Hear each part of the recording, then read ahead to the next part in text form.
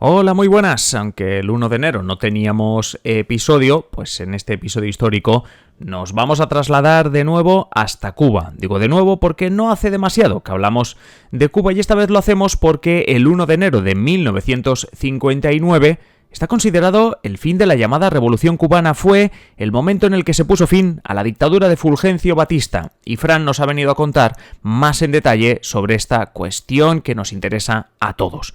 Así que hoy en Simple Política, el fin de la Revolución Cubana. ¡Comenzamos!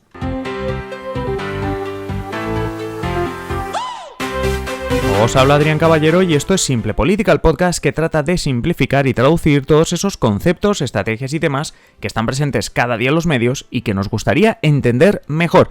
Y hoy vamos a entender mejor, o lo vamos a contar con mayor profundidad, el fin de la Revolución Cubana, el fin de la dictadura Batista en Cuba. Pero antes, déjame recordarte que si te gusta Simple Política, puedes tener más haciéndote mecenas. Cada sábado el programa de 1 hora que hacemos de La Clave, con secciones, tratando un tema en profundidad, pero también tendrás adelanto de episodios y otros contenidos. Si quieres hacerte mecenas, sigue el enlace de la descripción de este episodio, visita patreon.com/simplepolítica, o si nos escuchas desde la plataforma iVoox, dale al botoncito azul de apoyar. Y ahora sí, conectamos con Fran, con nuestro historiador y periodista, para que nos cuente más sobre algo trascendental y clave en la historia reciente de Cuba. Hoy hablamos de un país en el cual, pues nos hemos centrado en alguna ocasión, tampoco hemos entrado muy en profundidad, no digo los viernes, sino que en otros episodios hemos hablado de Cuba. Y es que las protestas de los opositores al régimen cubano han cogido músculo en los últimos meses, pero obviamente estos viernes no hablaremos de los últimos meses, sino que nos iremos un poquito más allá. Francisco Javier Rodríguez, Fran, muy buenas. Hola, muy buenas y feliz año. Feliz año. Hoy volvemos a coger el DeLorean, que lo teníamos así como medio aparcado, para poner contexto y explicar por qué Cuba tiene hoy el régimen que tiene. Hablaremos de los orígenes, porque fue el 1 de enero, obviamente el 1 de enero no teníamos programa, pero fue el 1 de enero el día que se conmemora el fin de la llamada Revolución Cubana. Y de eso vamos a hablar, ¿verdad?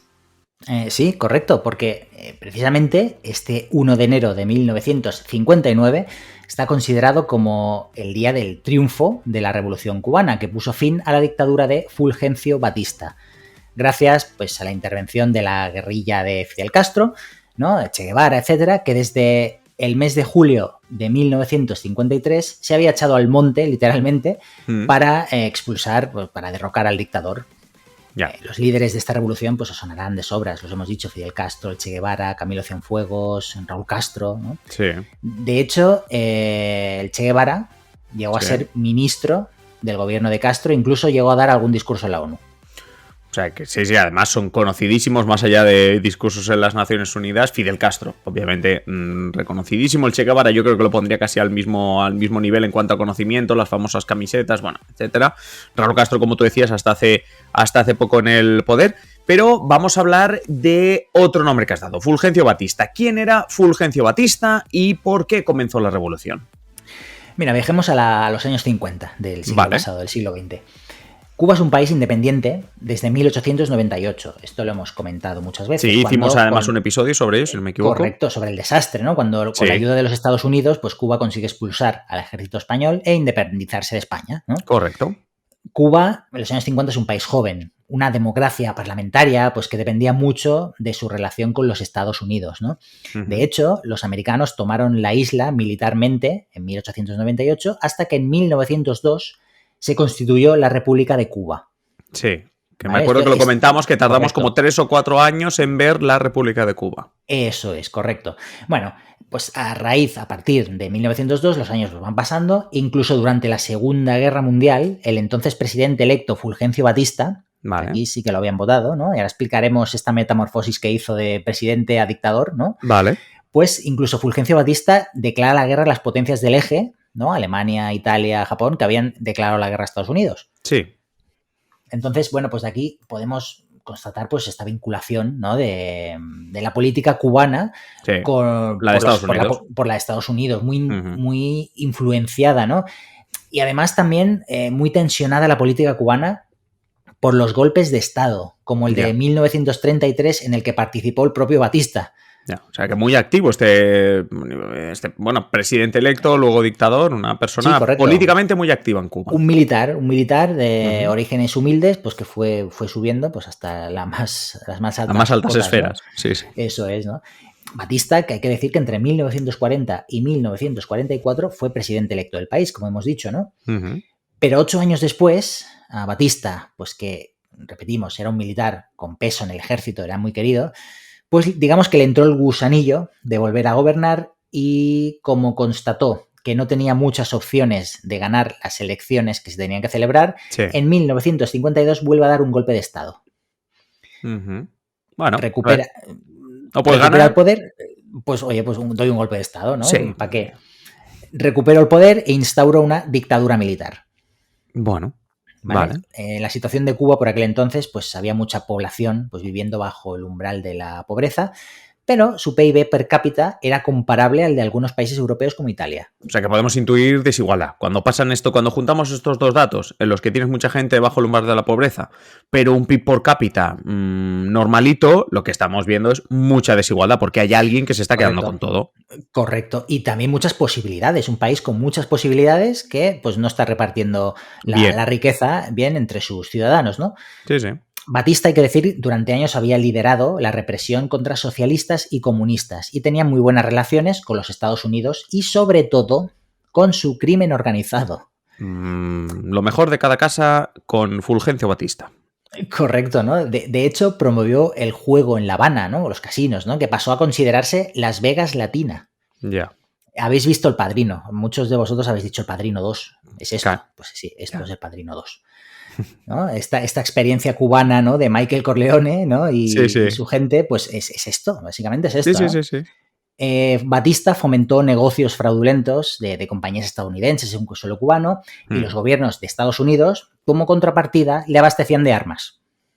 Ya, claro. ¿Vale? Las armas siempre actualmente siguen también siendo buena contrapartida. Correcto, porque tengo armas, el ejército es potente, controla la población. ¿Qué pasa? Que esta población empieza a decir, este señor no nos conviene, y Estados Unidos, pues amigos no son. Ya, claro. Entonces, digamos que hay un caldo de cultivo, ¿no? Que acaba pues con un cóctel pues listo para servir, ¿no? Porque en 1953 un grupo de muchachotes barbudos deciden que hay que echar a Batista sea como sea. Claro, entre esos muchachotes barbudos, pues me imagino que están aquellos que nos has comentado hace ahora escasos 2-3 minutos, entre los que voy a nombrar así al azar, por ejemplo, Fidel Castro. Correcto. Estos chicos se autodenominan la generación del centenario, en honor al nacimiento de José Martí, que es uno de los héroes libertadores de Cuba, que había nacido pues un siglo antes, ¿no? Sí. Así que el 26 de julio, de fecha importante, 26 de julio de 1953, deciden tomar el importante cuartel de Moncada, que es un cuartel militar que está ubicado en Santiago de Cuba. Ese día, pues vamos a tomar este cuartel. Bueno, fracaso absoluto. Vale. Sufren decenas de bajas y acaban siendo encarcelados los que quedan vivos, ¿no? Ya. Pero 2 años después pues salen de la cárcel y crean el movimiento 26 de julio, pues en honor a esta Sí, a ese intento, al intento de golpe, ¿no? O al de, intento de toma. Correcto, ¿no? Este movimiento es un órgano pues que reiteraba la necesidad de echar a Batista a cualquier precio del poder. Ah, porque 2 años después, con el fracaso, intuyo que Batista sigue en el poder, claro. Sí, todo. Batista... ¿Para qué se va a ir, no? Ya que he hecho el golpe de Estado, ¿para qué me voy a ir? Correcto, relativamente tranquilo. Bueno, yo estoy aquí con mi ejército, Estados Unidos me apoya. Bueno, entonces Castro, ¿qué hace? Bueno, pues empieza a viajar y a recabar apoyos de todo tipo y de todo el espectro político. Va a México, muchos países de América Central, América del Sur. Incluso, esto ya entra dentro un poco de la conspiranoia, se dice que parte de la CIA apoyaba su lucha contra un Batista que consideraban que había perdido totalmente el norte con la represión política. Claro, porque a Estados Unidos le interesa tener aliados, pero aliados que pueda controlar. Si no puedes controlar a esos aliados...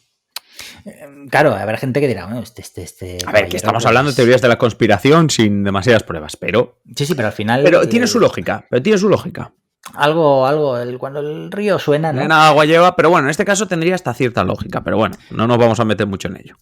Pues mira, pues después de recabar estos apoyos, Castro pues decide, pues vamos a hacer otra revuelta, ¿no? Claro. Entonces coge a 82 guerrilleros y se suben al Granma.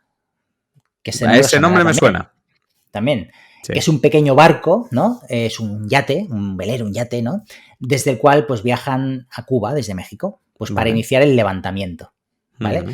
Dentro de este granma pues va el Dream Team, ¿no? Va los Castro, Che Guevara, Cienfuegos, Juan Almeida, ¿no? Los principales nombres de la Revolución Cubana. Sí. Llegan a Cuba una semana después. Aquí el objetivo que tenían era llegar a Cuba y que hubiera un levantamiento, pues que acabara con la dictadura de Batista. Sí.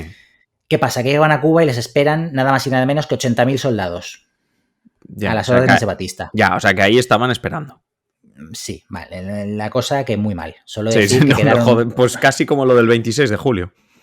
Sí, correcto. A mí, bueno, no pasó lo de las Termópilas, ¿no? En este caso, con los griegos y los medos, pero decir que solo quedaron 20 guerrilleros que tuvieron que huir a Sierra Maestra, que como su propio nombre indica, es una zona montañosa y de difícil acceso, pues que les ofrecía protección.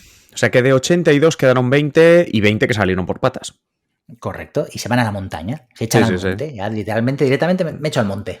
De nuevo fracaso y Fidel Castro que iba de fracaso en fracaso. Correcto, pero entonces Castro, pues que tonto no era, comenzó a hacerse el simpático al mundo, ¿no? Porque incluso le llega a entrevistar el New York Times. Empieza a hacerse simpático al mundo y al pueblo cubano, que poco a poco pues va sumándose a la revolución. Ya, claro. Y de esta manera pues va ganando terreno a Batista, pueblo a pueblo, ciudad a ciudad. Sí, sí. Hasta que a finales de 1958, estos 5 años después del asalto al cuartel de Moncada, sí, sí, sí. Batista está arrinconado y su derrota ya se atisba en el horizonte. Ya, él mismo la ve. Él mismo la ve y esto mal, ¿no? Entonces, la madrugada del 1 de enero de 1959, volvemos al inicio del episodio, sí. La columna de guerrilleros de Eloy Gutiérrez entra en La Habana, poniendo fin de esta manera pues, a la dictadura de Batista y a la revolución. Castro había ganado. Le había ganado la partida a Batista, que se acabaría exiliando y moriría en la España franquista en 1973, concretamente en Marbella. Mal los últimos años no los pasó tampoco Batista, ¿eh? Es torrentiana la historia final, sí, es... Ya. Sí, sí. Bueno, antes de acabar, sí. Ahora si os pregunto, pues sí. todos diríais pues, que el régimen cubano es comunista. A ver, que ahora nos están escuchando, que sabemos que tenemos gente que nos escucha, no digo desde Cuba, pero gente de origen cubano y a lo mejor se enfada, pero yo voy a responder sí. Vale. A ver, con muchos matices seguramente, pero voy a decir sí. Vale, sí, vale. Pero ¿sabéis que Castro no lo tenía tan claro en 1959?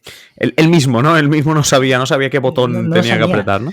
Mira, en alguna ocasión el mismo Castro huía de tal denominación, de la comunista, que según en qué bando estuvieras, pues era como un insulto. Pues, en contexto de Guerra Fría... O sea, es que te iba a decir, claro, es que el contexto era o estás conmigo o estás contra mí, o eres comunista correcto, ¿no? O no lo eres, ¿no? Es claro. Correcto, entonces Castro pensaba que le llamaban comunista por la necesidad que tenían sus adversarios de denostarlo, ¿no? De insultarlo, ¿no? De despreciarlo. Es decir, que por aquel entonces, en este contexto de Guerra Fría, pues que te llamaran comunista era, pues para según quién, un insulto. Entonces Castro, de alguna manera, quería huir de esta denominación, ¿no? Por todo ello, algunos historiadores defienden que fue la posición de los Estados Unidos y su ahogo a Cuba, que se había acercado la Unión Soviética como el detonante de que Castro pues acabara convirtiéndose en un icono del socialismo en América Latina. Claro. Claro, claro, es decir, claro, si Estados Unidos no le deja otra, ha recordado bien el contexto de Guerra Fría, es que en el contexto de Guerra Fría, a ver, estaban los países esos no alineados, pero hablaremos de que hay dos bandos, y si un bando te está ahogando, claro. Pues te vas para el otro, ¿no? Que te ofrece ayuda, ¿no? Claro. En un principio hay que decir, la Revolución Cubana buscaba llevar a cabo reformas muy avanzadas en el campo y en otros sociales, ¿no? Y tenía de fondo pues un cierto nacionalismo cubano, muy pronunciado, ¿no? Sí, sí. También la presencia del Che Guevara, además, fortaleció la relación de Castro con el marxismo. De hecho, tras los sucesos del cuartel de Moncada, fue cuando Castro comenzó a leer textos marxistas. Ya, sí, sí. Además, pues, como hemos dicho hace unos instantes, los soviéticos pues, comenzaron a seducir a estos jóvenes barbudos revolucionarios desde antes del triunfo de la revolución. Ya, claro. ¿Qué querían los soviéticos? Buscaban intercambiar azúcar por petróleo. y de paso meter las narices en el Caribe. Claro, es que es eso. Cuba es que está al lado de Estados Unidos. Ahí está, creo que son 100 y algo kilómetros o menos incluso hsta Florida. Es decir, sí, la distancia poco. Es muy, muy pequeña y claro, es que es una posesión, o digo, no una posesión porque no sería suya, pero claramente era muy interesante para la Unión Soviética. Otro día hablaremos de este episodio, pero en Cuba la Unión Soviética instaló, claro, la crisis de los misiles cubanos, correcto. Que estaban apuntando a América, ¿no? Entonces, sí. Ojo, Estados Unidos tenía un caballo de Troya, ¿no? Ahí claro, la película 13 días que dicen la instalación de misiles cubanos, la instalación de misiles soviéticos en Cuba, sí, es clarísimo. Correcto.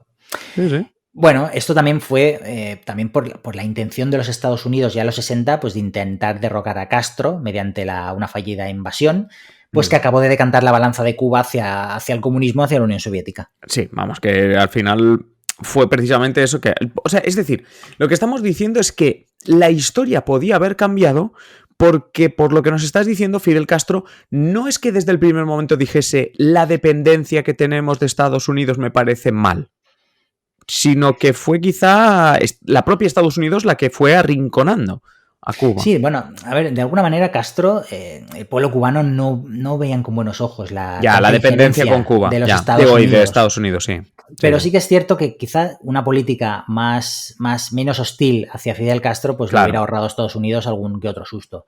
Ya. Bueno, es una hipótesis. En todo caso, fue precisamente esta política la que hizo que Castro pues se aliara con los enemigos, ¿no? de los Estados Unidos. Al final hay que pensar que un país como Cuba era muy dependiente, en un principio, de Estados Unidos. Cuando deja de tener el apoyo de Estados Unidos, esto pasaría hoy día, por ejemplo, países del sudeste asiático con China. Si China decidiese abandonarle, o bueno, voy a decirlo de otra manera, Estados Unidos y América Latina, con la llegada de Trump y el Make America Great Again, muchos países de Latinoamérica dejan de tener ese soporte, esa ayuda por parte de Donald Trump, y ¿qué hacen? Mirar a China. ¿Por qué? Porque es allí donde encuentran, y Fidel Castro, pues 3/4 de lo mismo, lo único que estamos hablando del contexto de Estados Unidos y la Unión Soviética, pero bueno, correcto, más o menos lo mismo. Oye, bien explicada esta revolución cubana, por supuesto. Antes hablábamos de los que nos escuchan y que, bueno, pues que están muy interesados en temas como América Latina, Cuba, que hay que recordarles que pueden dejar sus comentarios a través de nuestro Twitter, @simple_política, obviamente a través de YouTube, de iVoox. Bueno, que tenéis un montón de plataformas para comentarnos y sobre todo, Fran, que nos están llegando también peticiones de temas que ya estamos preparando y que, bueno, que responden un poquito a lo que nos piden a veces nuestros oyentes. Fran, como siempre, próximo viernes te escuchamos, obviamente también en La Clave. Ya sabéis, si queréis escuchar a Fran en La Clave os tenéis que hacer mecenas apretando el link que os hemos dejado en la descripción del episodio. Fran, nos escuchamos el próximo viernes. Nos escuchamos, gracias.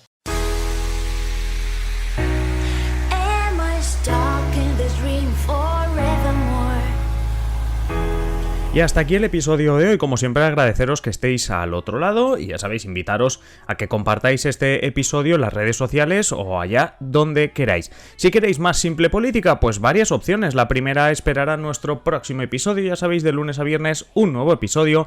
La segunda opción, pues que estéis atentos a nuestra página web simplepolitica.com o a nuestro Twitter @simple_política. Y la última, la más interesante de las opciones, es que os hagáis miembros, os hagáis mecenas de Simple Política para tener contenido en exclusiva. ¿Cómo te haces mecenas de Simple Política? Pues tienes dos opciones. Si nos estás escuchando a través de iVoox, te vas al botoncito que pone apoyar, y si no, tienes el enlace en la descripción de patreon.com/simplepolítica. Es así de sencillo. Te haces mecenas y disfrutas de un montón de contenido en exclusiva, no solo el que vendrá a partir de ahora, sino todo aquel que ya hemos publicado.